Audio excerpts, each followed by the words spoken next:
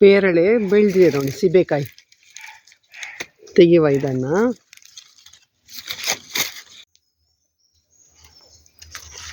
ತೆಗಿತಾ ಇದ್ದಾನೆ.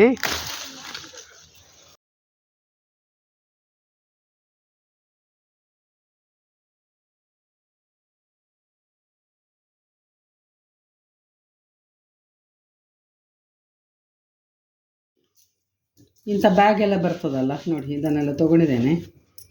ಇದರಲ್ಲಿ ವಾಜ್ಗೆ ಬೇಕಾಗುವಂಥ ಫ್ಲವರ್ಗಳನ್ನು ಮಾಡುವ.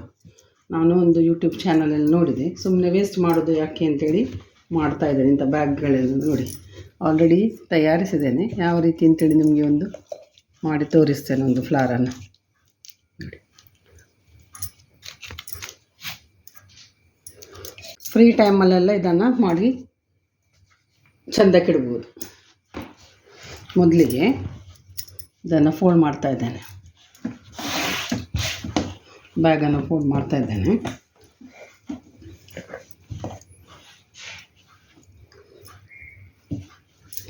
ನಮಗೆ ಎಷ್ಟು ಬೇಕು ಅಂತೇಳಿ ನೋಡಿಕೊಂಡು ಮಾಡ್ಬೋದು. ನಾನು ಇದರಲ್ಲಿ 3 ಫೋಲ್ಡ್ ಮಾಡಿದೆ. ಇದನ್ನು ಸಮವಾಗಿ 3 ಫೋಲ್ಡನ್ನು ಮಾಡ್ತಾ ಇದ್ದೇನೆ.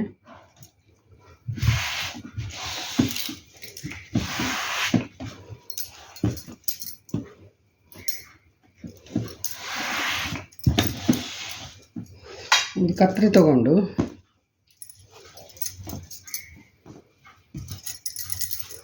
ನಾನು ಇದನ್ನು ವೇಸ್ಟ್ ಮಾಡ್ತಾ ಇಲ್ಲ, ಅದನ್ನು ಕೂಡ ಒಟ್ಟಿಗೆ ಕಟ್ ಮಾಡ್ತಾ ಇದ್ದೇನೆ.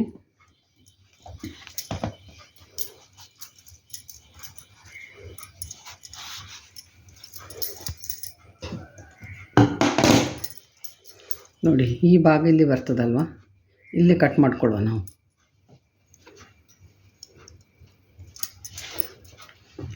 ಟೈಟಾಗಿ ಇಟ್ಕೊಂಡು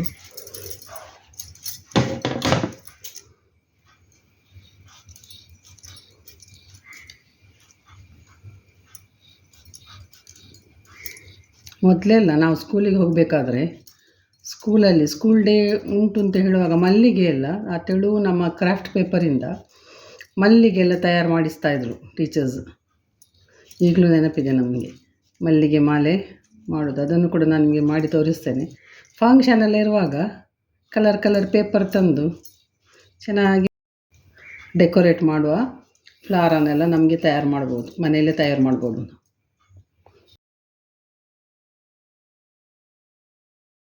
ನೋಡಿ, ಈ ರೀತಿಯಾಗಿ ನಾನು ಓಪನ್ ಮಾಡಿಕೊಂಡೆ. ನೋಡಿ, ಈ ರೀತಿಯಾಗಿ ಪೂರ್ತಿಯಾಗಿ ಕಟ್ ಮಾಡಿಕೊಂಡೆ. ನಾನಿಲ್ಲಿ ಅಲ್ಲಿ ವಿಡಿಯೋದಲ್ಲಿ ಏನು ಮಾಡಿದ್ರು ಅಲ್ಲಿ ಕಟ್ ಮಾಡಿದರು, ನಾನಿಲ್ಲಿ ಕಟ್ ಮಾಡ್ತಾ ಇಲ್ಲ. ಹೀಗೆ ಡಬಲ್ ಡಬಲ್ ಇದೆ ನೋಡಿ, ಅದನ್ನೇ ಫೋಲ್ಡ್ ಮಾಡ್ಕೊಳ್ಳೋದು. ನಾವು ಒಂದು ಸ್ಟಿಕ್ ತಗೊಂಡು ಅಥವಾ ಹಿಡ್ಸುಡಿ ಕಡ್ಡಿಯೂ ಆಗುತ್ತೆ.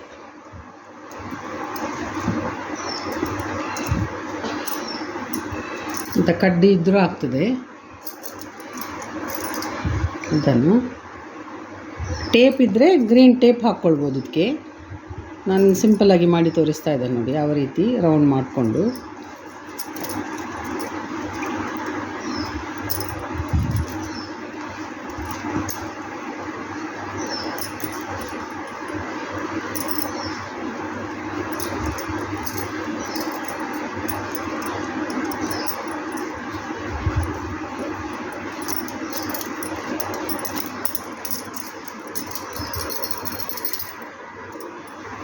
ಎಷ್ಟು ಚೆನ್ನಾಗಿ ಕಾಣಿಸ್ತಾ ಇದೆ ನೋಡಿ. ಇಲ್ಲಿ ಟೇಪ್ ಹಾಕ್ಕೊಳ್ಬೋದು, ಕೊನೆಗೆ ಗಮ್ ಟೇಪ್ ಇದೆಲ್ಲ ಅದನ್ನು ಹಾಕ್ಕೊಳ್ಳೋದು. ನಿಮ್ಗೆ ಯಾವ ರೀತಿ ಬೇಕೋ ಆ ರೀತಿ ಮಾಡ್ಕೊಳ್ಬೋದು. ಇದೇ ರೀತಿ ಉಳಿದ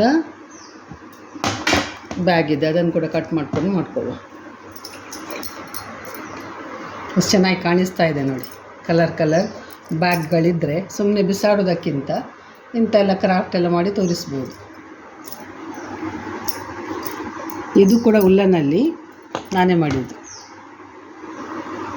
ಇದನ್ನು ನನ್ನ ಚಾನಲಲ್ಲಿ ಒಮ್ಮೆ ತೋರಿಸ್ತೇನೆ ನಿಮಗೆ ಯಾವ ರೀತಿ ನೇಯ್ಗೆ ಮಾಡೋದು ಅಂತೇಳಿ.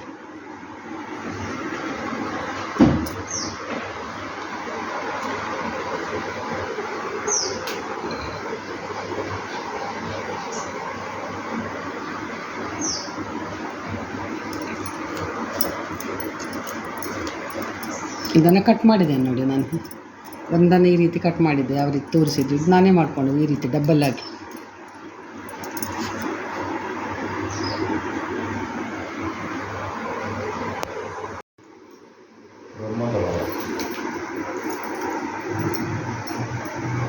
ಎಲ್ಲವನ್ನು ಮಾಡಿಕೊಂಡೆ ನೋಡಿ, ಬಿಳಿ ಕೂಡ ಕಟ್ ಮಾಡಿಕೊಂಡೆ, ತುಂಬ ಚೆನ್ನಾಗಿ ಬಂತು.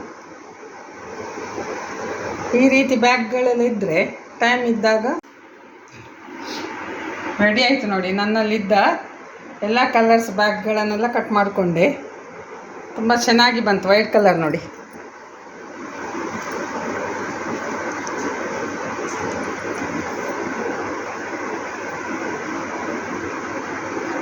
Best out of waste. ಇಲ್ಲದಿದ್ದರೆ ಆ ಬ್ಯಾಗನ್ನು ನಾವು ಬಿಸಾಡುವಂಥದ್ದಲ್ಲ. ನಿಮ್ಮ ಹತ್ರ ಕೂಡ ಇದ್ದರೆ ಈ ರೀತಿ ಮಾಡ್ಕೊಂಡು ನೋಡಿ, ಫ್ಲವರ್ ವಾಸಲ್ಲಿ ಇಡ್ಬೋದು. ಸಣ್ಣ ಸಣ್ಣ ಫ್ಲವರ್ ಕೂಡ ಮಾಡಿದ್ದೇನೆ.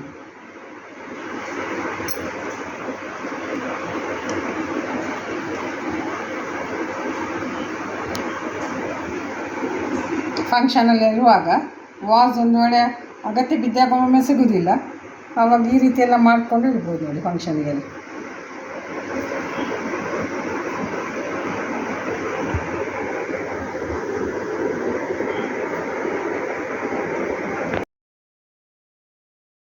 ಪೇರಳೆಯನ್ನು ಕಟ್ ಮಾಡ್ಕೊಳ್ಳೋ ನೋಡಿ.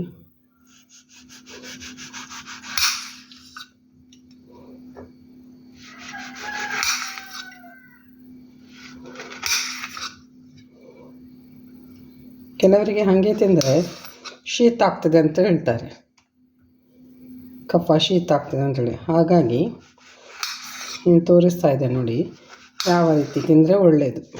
ಸಾಲ್ಟ್ ಪೌಡರ್ ಹಾಕ್ಕೊಡು. ಇಲ್ಲಿ ಟೇಬಲ್ ಸಾಲ್ಟ್ ತೊಗೊಂಡಿದ್ದೇನೆ ನಾನು.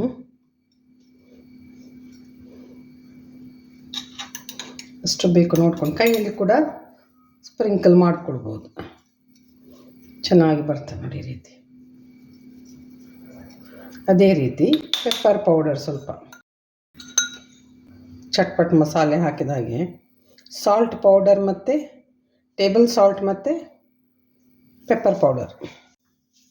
ಸಾಲ್ಟಿನ ಜಾಸ್ತಿ ಬೇಡ, 2 ಪಿಂಚಿನಷ್ಟು ಸಾಕಾಗ್ತದೆ. ಪೆಪ್ಪರ್ ಆದರೂ 1-2-3 ಪಿಂಚ್ ಹಾಕ್ಕೊಳ್ಬೋದು. ಜಾಸ್ತಿ ಉಪ್ಪಾದರೆ ತಿನ್ನಲಿಕ್ಕಾಗೋದಿಲ್ಲ ಅಲ್ವಾ.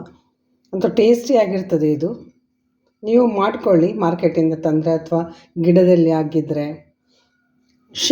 ಶೀತದ ಬಾಧೆ ಇದ್ದವರು ಈ ರೀತಿ ಮಾಡಿಕೊಂಡು ತಿನ್ಬೋದು.